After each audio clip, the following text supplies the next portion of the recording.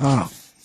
नया खड़ा में पानी की समस्या थी बिल बस्ती में, और ये गौ माता की जो पो बना रखी उसमें, जो आज बालूजी सुतार का टैंकर चालू करवाया।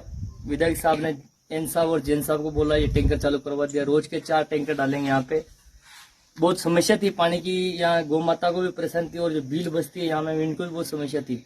अब रोज के 4 टैंकर डालेंगे पानी के। ये हमारे बेरूपाल जी मार साहब है, इन्होंने बोला पानी की समस्या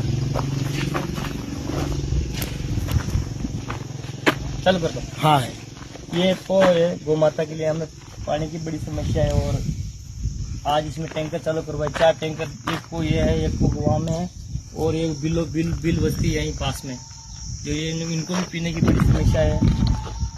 और ये हमारे गुरुदेव बेरूपाल जी है, इन्होंने बोला पानी की बड़ी समस्या। आज GPS लगाया है बालूजी सरकार के टैंकर।